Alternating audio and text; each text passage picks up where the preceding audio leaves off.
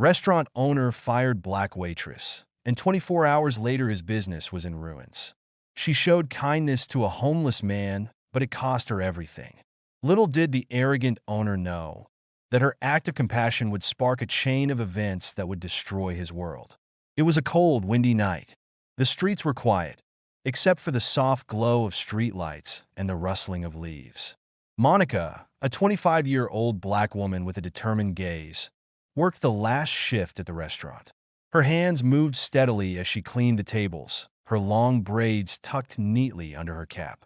It had been a long day, and her feet ached, but she had to keep going. She glanced outside as she walked toward the door to lock it. That's when she saw him, a thin, elderly man sitting on a bench near the entrance. His clothes were worn and dirty.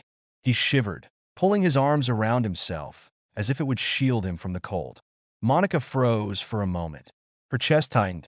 She knew how it felt to be ignored, to struggle without anyone to help.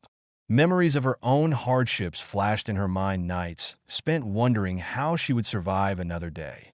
She couldn't just walk away. After a brief hesitation, Monica walked to the kitchen. She spoke to the chef, her voice low and gentle. "Can you pack a hot meal? I'll pay for it." The chef gave her a curious look, but nodded and got to work. Moments later, he handed her a warm container of food. Monica smiled in thanks and carried it outside. The cold air stung her face, but she didn't care. The elderly man looked up as she approached. His eyes were tired but gentle. "Excuse me, sir," Monica said softly. "It's too cold to be out here. Please come inside for a while. I got you something to eat." The man hesitated, his gaze wary. "Are you sure? I don't want to cause trouble." Monica shook her head firmly. "You're not causing trouble. You need a warm meal. That's all that matters." Slowly, the man stood. His movements were stiff and painful. Monica led him inside, guiding him to a quiet corner of the restaurant. She placed the meal on the table in front of him. "Take your time," she said with a warm smile. "Eat as much as you need." The man nodded, his voice barely above a whisper. "Thank you. You're very kind." Monica turned to walk away, but she didn't get far. "What the hell is going on here?" a loud voice demanded from across the room. Monica flinched and turned to see Richard, the restaurant owner, storming toward her. His face twisted in anger as he looked at the elderly man, then back at Monica. "Who is this and why is he here?" Richard's voice boomed, drawing the attention of the few remaining customers. Monica straightened her posture. "He was outside in the cold. I gave him a meal. I paid for it with my own money." Richard's eyes narrowed. "This isn't a shelter, Monica.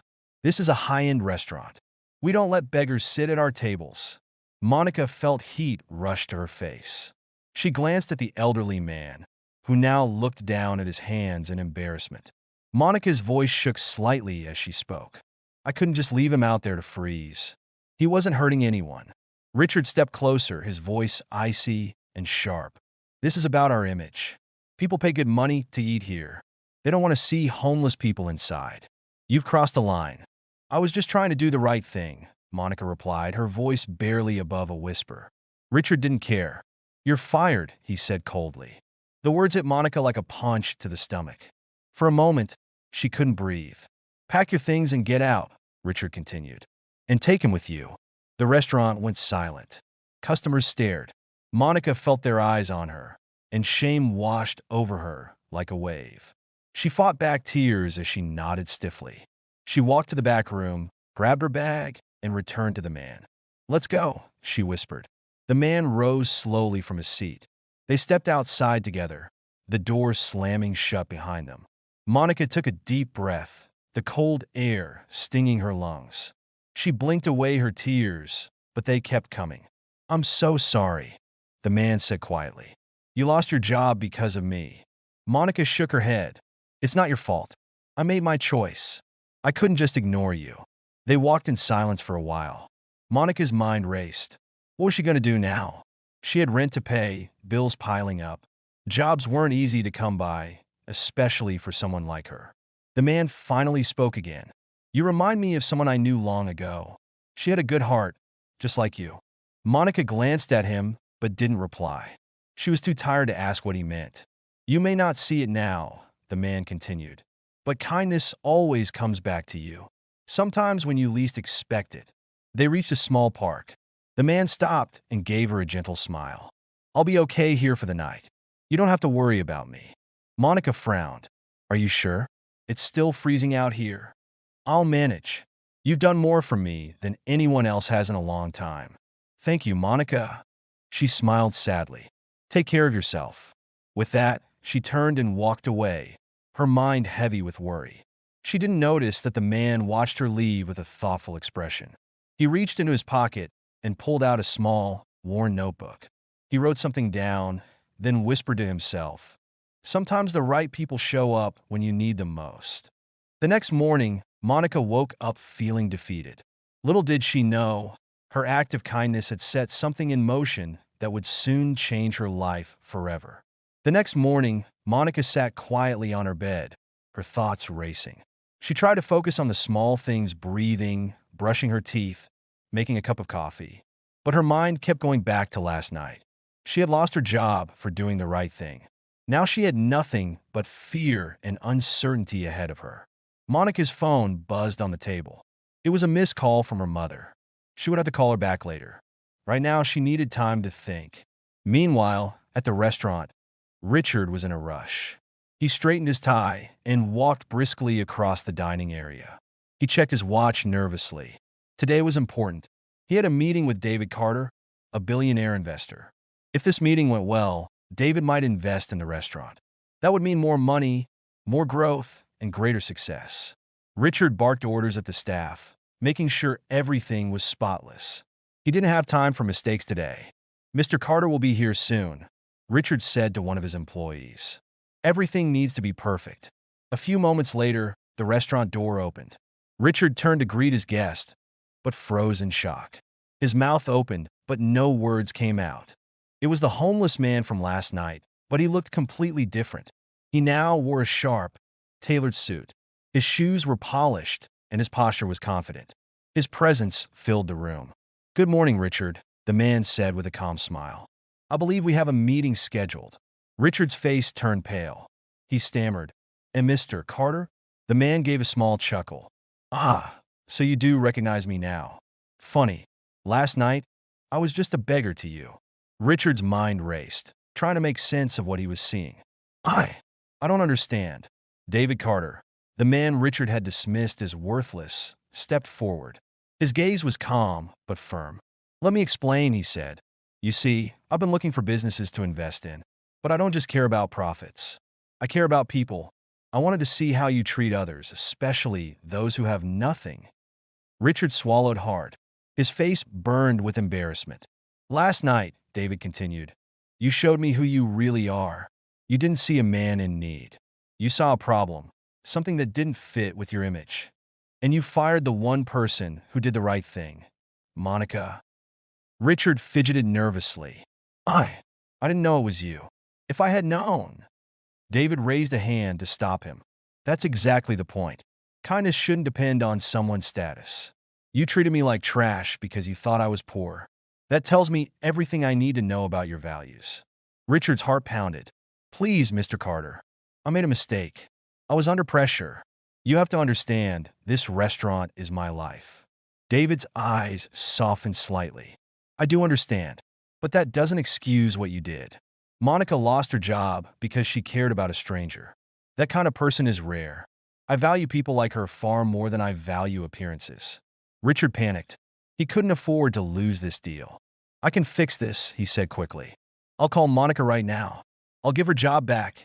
No, I'll promote her. I'll do whatever it takes. David shook his head. It's not that simple. You need to reflect on how you treat people. Changing your behavior isn't about one quick fix. The restaurant owner looked down, ashamed. He had spent years building his business, but had forgotten the importance of compassion. David glanced at his watch. I have another meeting soon. I'll think about whether I still want to invest. In the meantime, I suggest you make things right with Monica. Not because you want my money, but because it's the right thing to do. With that, David turned and walked out of the restaurant, leaving Richard standing in stunned silence. Monica sat in her small apartment, her coffee growing cold on the table. She stared at the window, watching the world outside. She felt stuck, like she had nowhere to go. Her phone rang again. This time, she answered it. Monica. It was Richard. His voice sounded different, nervous, almost apologetic. She frowned. What do you want? I wanted to apologize, he said. I made a mistake last night. You were right to help that man. I shouldn't have treated you like that. Monica crossed her arms. You didn't care about helping him. You cared about how things looked. Richard sighed. I know. I was wrong. I want to make it right. Please come back. I'll give you your job back. Monica cut him off. You fired me in front of everyone. You didn't even listen to me. Why should I trust you now? There was a long pause. Finally, Richard spoke again, his voice softer. I'm not asking you to trust me. I just want a chance to prove that I've changed. Please think about it. Monica stayed silent for a moment. She didn't know what to believe. But something in his voice sounded genuine. I'll think about it, she said quietly. Thank you, Richard replied. I hope we can talk soon. Monica hung up the phone and leaned back in her chair. She had no idea what tomorrow would bring, but one thing was clear. Her small act of kindness had started something far bigger than she ever imagined. Richard paced back and forth in his office, beads of sweat forming on his forehead. His mind raced with fear and frustration.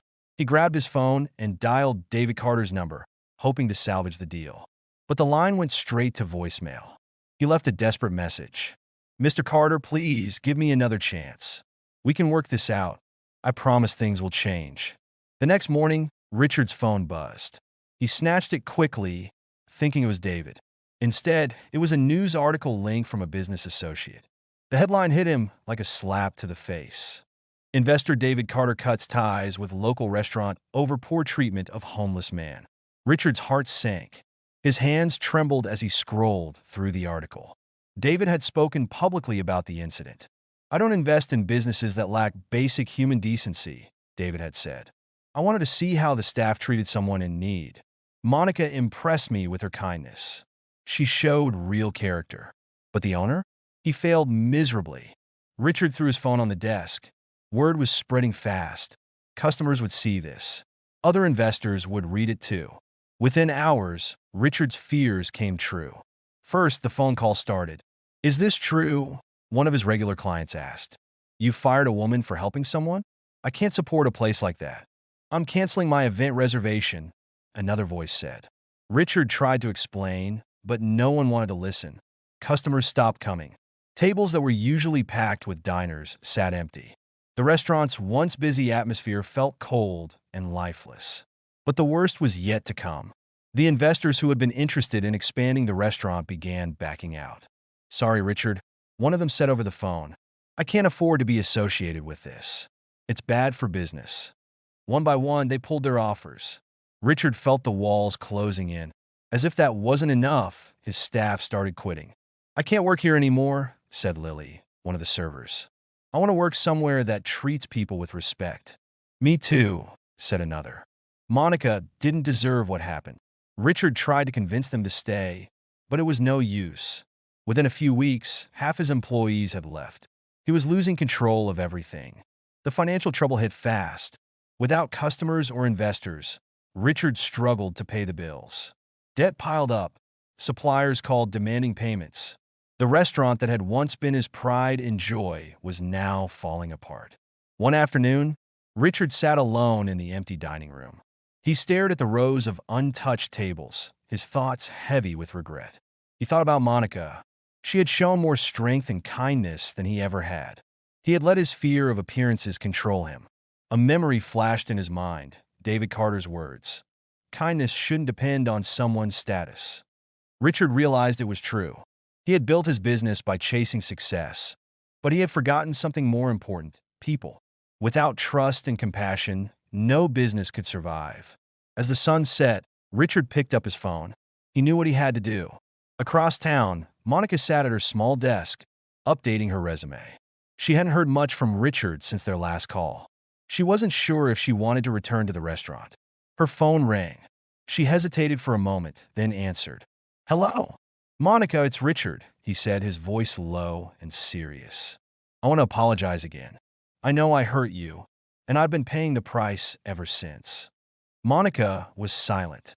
I lost the investors, he continued. Customers are boycotting the restaurant. Employees are quitting. Everything is falling apart. And I know it's because of me. I should have listened to you. I should have done better. Monica took a deep breath. Why are you telling me this? Because you were right. I need to change. I need to make things right, not just with you, but with everyone I've hurt. I don't expect you to forgive me, but I want to earn your trust again. Monica paused, thinking about his words. She heard the regret in his voice. Maybe he really had learned something. I'll think about it, she said at last. Thank you, Richard said softly. Take all the time you need. After hanging up, Monica stared at the phone for a while. Part of her wanted to move on, to leave the restaurant behind forever. But another part of her wondered if this was a chance to make a real difference. She looked out the window. The sky was dark, but the stars were starting to shine. Maybe, just maybe, things could change for the better. Monica sat on the park bench, deep in thought. The wind brushed gently against her face as she watched children play nearby. Her life had been so uncertain these past few weeks. Losing her job had been a huge blow, but she had stood by her values. That had to mean something, right? Monica glanced at him, but didn't reply. She was too tired to ask what he meant. You may not see it now, the man continued, but kindness always comes back to you. Sometimes when you least expect it. They reached a small park. The man stopped and gave her a gentle smile. I'll be okay here for the night. You don't have to worry about me. Monica frowned. Are you sure? It's still freezing out here. I'll manage. You've done more for me than anyone else has in a long time. Thank you, Monica. She smiled sadly. Take care of yourself. With that, she turned and walked away, her mind heavy with worry. She didn't notice that the man watched her leave with a thoughtful expression. He reached into his pocket and pulled out a small, worn notebook. He wrote something down, then whispered to himself, sometimes the right people show up when you need them most. The next morning, Monica woke up feeling defeated. Little did she know, her act of kindness had set something in motion that would soon change her life forever. The next morning, Monica sat quietly on her bed, her thoughts racing. She tried to focus on the small things, breathing, brushing her teeth, making a cup of coffee. But her mind kept going back to last night. She had lost her job for doing the right thing. Now she had nothing but fear and uncertainty ahead of her. Monica's phone buzzed on the table. It was a missed call from her mother. She would have to call her back later. Right now, she needed time to think. Meanwhile, at the restaurant, Richard was in a rush. He straightened his tie and walked briskly across the dining area. He checked his watch nervously. Today was important. He had a meeting with David Carter, a billionaire investor. If this meeting went well, David might invest in the restaurant. That would mean more money, more growth, and greater success. Richard barked orders at the staff, making sure everything was spotless. He didn't have time for mistakes today. Mr. Carter will be here soon, Richard said to one of his employees. She was so lost in her thoughts that she didn't notice someone approaching until she heard his voice. Monica, the voice said softly. She looked up and saw David Carter standing before her. He was dressed simply today, no suit, no sign of his wealth. His kind eyes met hers as he gave a small smile. Mr. Carter? Monica asked, standing up. She was so lost in her thoughts that she didn't notice someone approaching until she heard his voice. Monica, the voice said softly. She looked up and saw David Carter standing before her. He was dressed simply today, no suit, no sign of his wealth. His kind eyes met hers as he gave a small smile. Mr. Carter?